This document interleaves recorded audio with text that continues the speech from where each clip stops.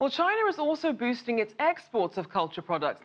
A 2016 UNESCO study showed China is the leading global exporter of culture products.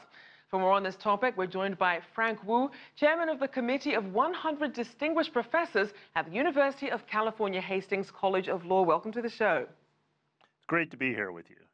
So just how did China become the top global exporter of culture products?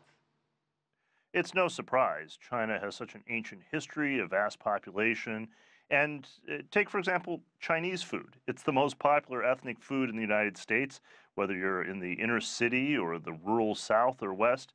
Everyone loves Chinese food. We don't normally think of that as culture, but that's just one example of something that is taken for granted. It's so common and it's so loved. And it's interesting when it's something so ingrained. But let's talk about something that we're seeing a revitalization of, the One Belt, One Road. Now, we tend to think that it's all tied to infrastructure, but what about its impact on culture?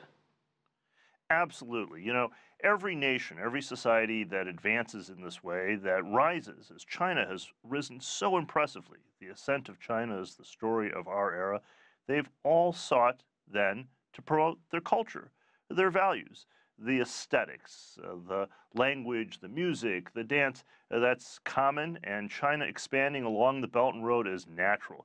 There's such a huge market, well beyond the United States, that Hollywood really isn't catering to or bothering with. So it's a terrific opportunity for China. So then what sort of opportunities is this initiative creating for media companies, film studios, etc., along this trade route and beyond? Terrific, terrific opportunities. The reason is because it's such a new territory to go into, because there won't be competition from Hollywood, because there's an opportunity for China to really invent the markets as they go there, to help the markets mature, markets that really aren't sophisticated in the marketing and how they produce, and it just in every aspect. So really, it's just a fantastic play, and there's appetite as these nations themselves grow, as they expand, as they become middle class, as China itself has.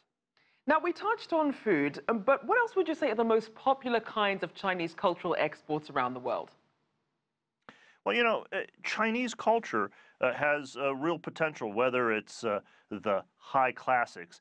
At Harvard University, one of the most popular courses is a course on Chinese philosophy, on ancient Chinese texts and how they can change your life. It attracts an enrollment of hundreds of the smartest undergraduates who are eager to explore and learn. So that's the high culture, but everything from that to Bruce Lee martial arts flicks. Now, Bruce Lee, of course, was born in the United States, but the popularity of kung fu movies just show that there is an appetite, an interest, a willingness to look at Asian faces on the screen and to applaud for them.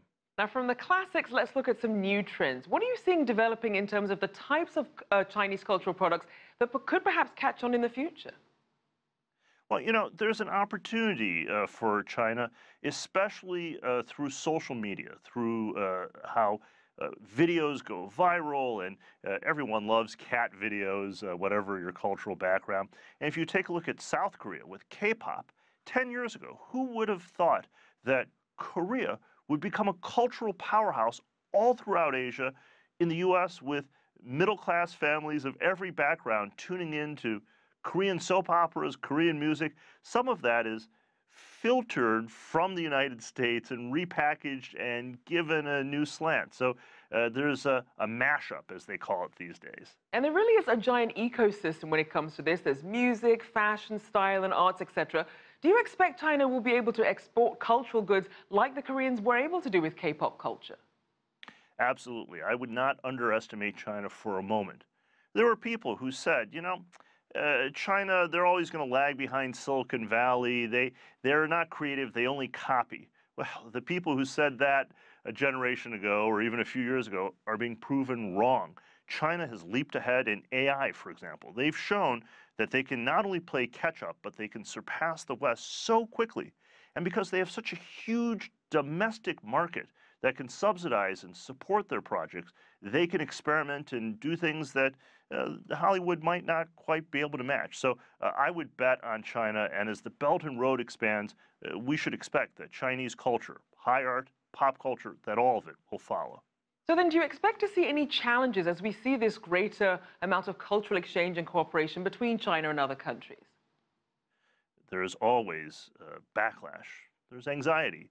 There will be two types at least. One is on the U.S. side, a challenge to U.S. soft power. The other is domestically in all of these other nations that might feel the incursion, the encroachment of Chinese aesthetics and values. But because the marketplace is global now, I think that Chinese culture, whether it's music or movies, is going to catch on in a way that we can't quite anticipate. Just as people, they marvel at how the Belt and Road Project and everything else has shown that China has arrived and has ambitions that, on a scope, we can hardly imagine it in the West. All right, well, thank you so much for your insights. Professor Frank Wu there from the University of California, Hastings College of Law.